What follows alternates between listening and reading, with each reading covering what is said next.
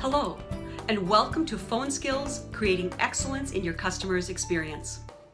If you're listening to this message, it's probably because you're in a relationship industry. What does that mean?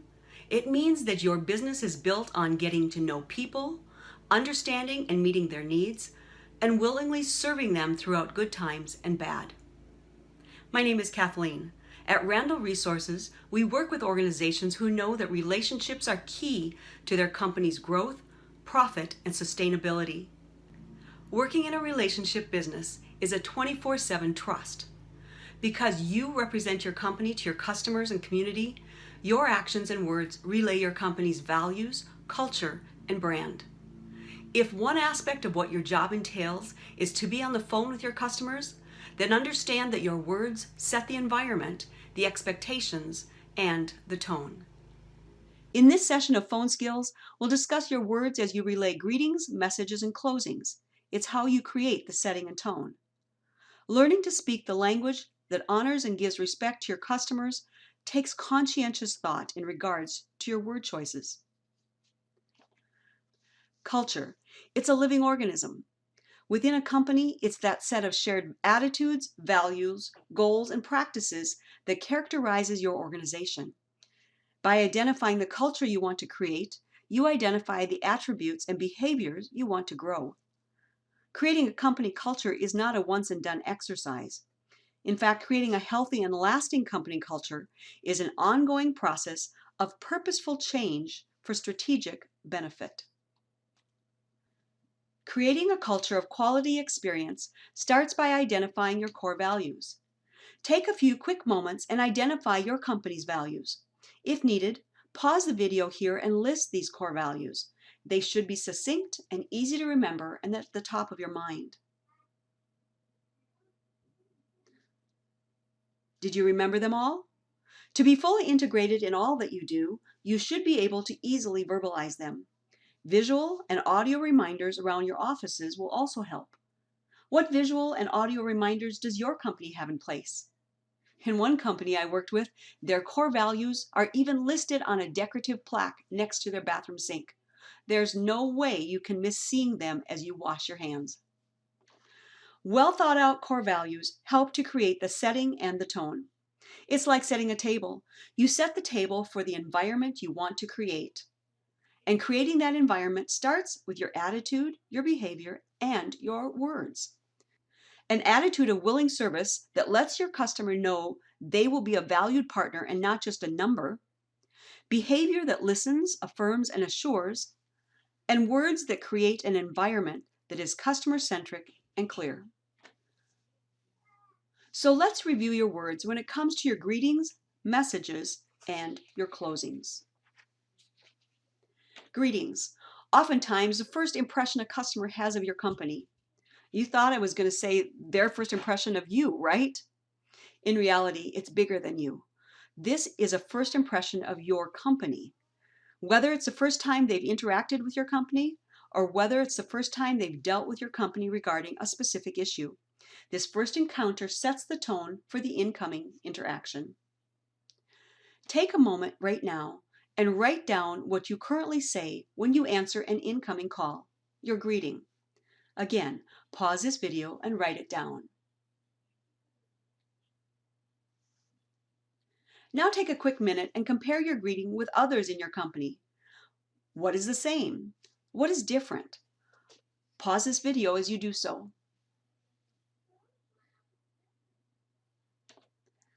Now look at your greeting again. Is it customer-centric? Will the customer be able to clearly identify who they called, meaning what company they called? Does it make the customer feel rushed or welcomed? And finally, what do you need to adjust? An example of customer-centric greetings, when you are the point of destination, may look like this. Thank you for calling, and then state your company's name. You've reached, now state the specific department you are in. This is, and state your first name. How may I assist you? Putting it together, it might sound something like this.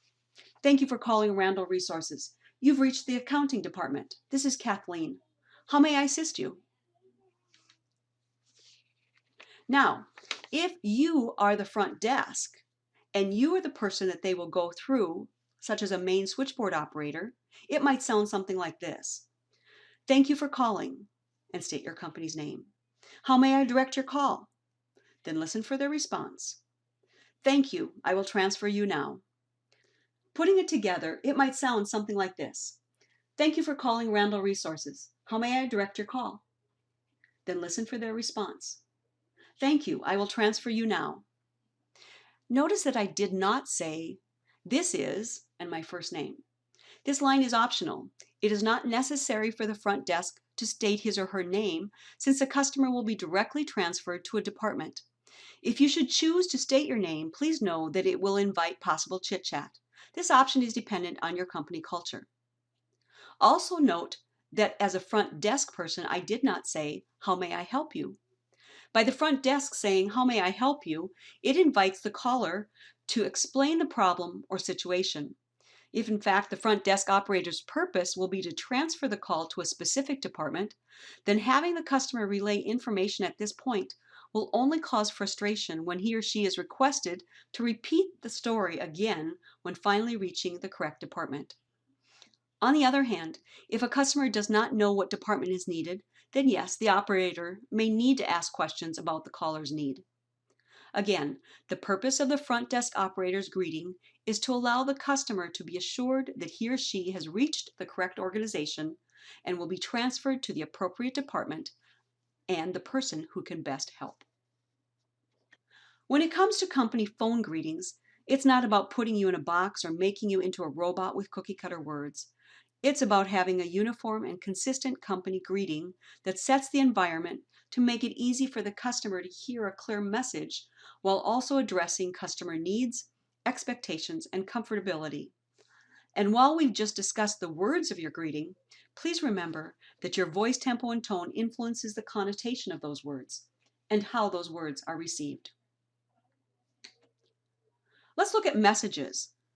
What are key components when leaving a voicemail message that is customer-centric? Take a moment, write down what you currently say when you leave a message on a client's voicemail. Pause this video and write it down. Now take a quick minute and compare the components of your voicemail message with others in your company. What elements are the same? What is missing? Pause this video and compare your message components, and also compare the order of those components. Now look at your message again. Is it customer-centric? Will the customer be able to clearly identify the name of the company calling? The name of the person calling, meaning you? Will the customer be able to clearly identify what this is about? A short description. And when you will call again? And your phone number if they want to contact you. Now think about, what adjustments do you need to make to your messages?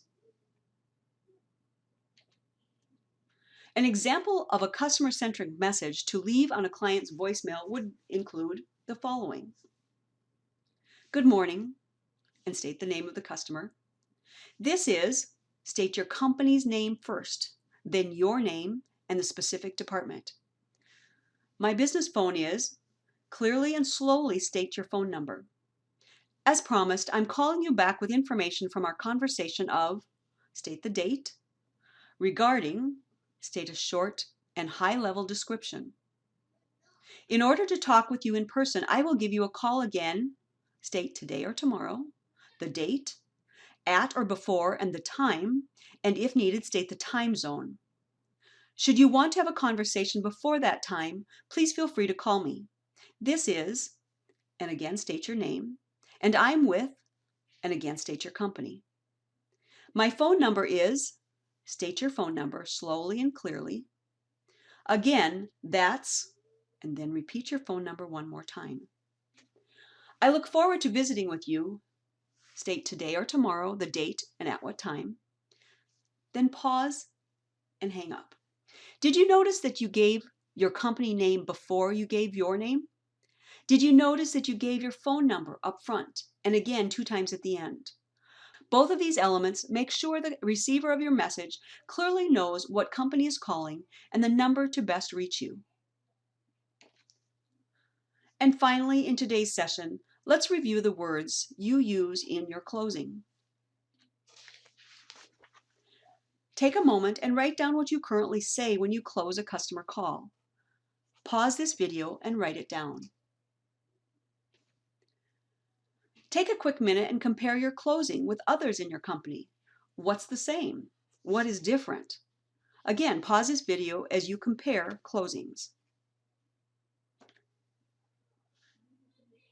Now look at your closing one more time. Is it customer-centric? Is the customer being given closing assurances, such as your willingness to help further if needed, or a short review of what you will be doing for them based on this conversation, or an approximate time frame if action is needed or going to be taken? This helps to address their expectations. And also a thank you for your call, with a voice that assures them that they are not an inconvenience. In reviewing your closing, what will you adjust to make it even better? Remember, your final words, your closing, and how it is said is what often lingers the longest in a customer's ears and mind.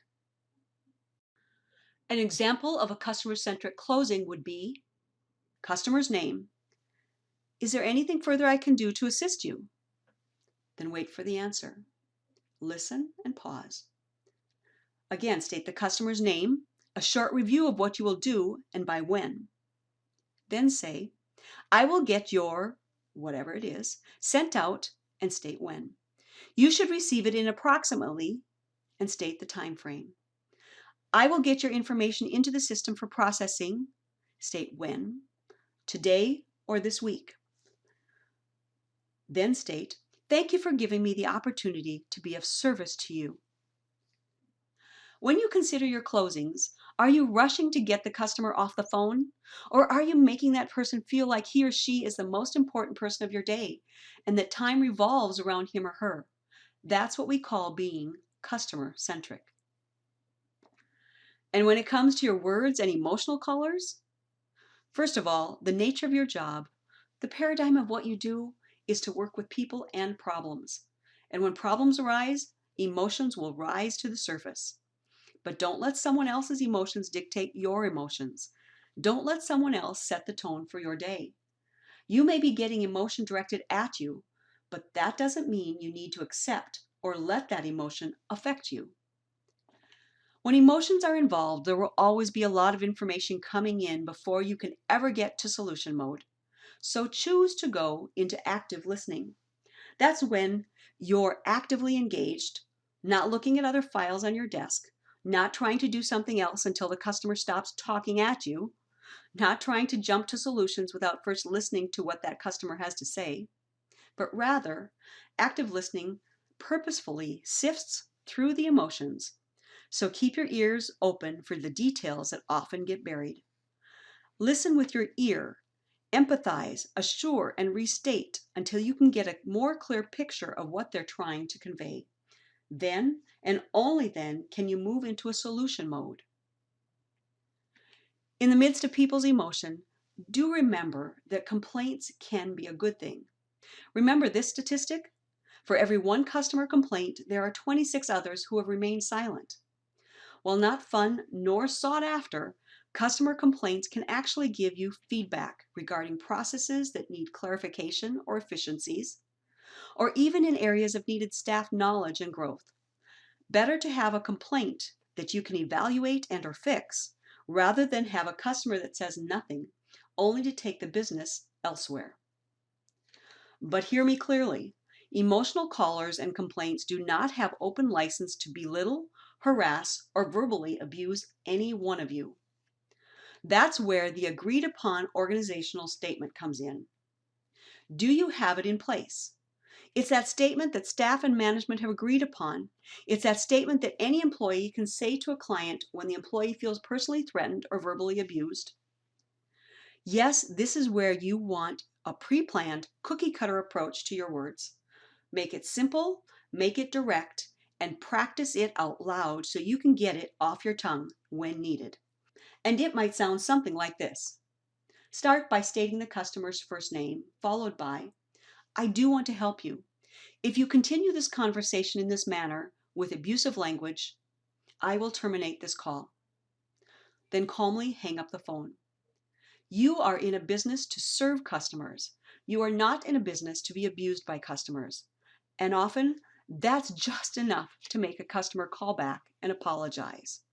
Now, don't expect an apology, but if a customer does apologize, do not say, "Oh, it's not a problem." Do not go into the Midwest nice mode.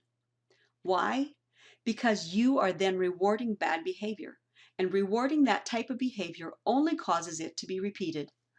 Rather, should you get an apology, listen through and then calmly but firmly and unapologetically say, "Thank you for your apology."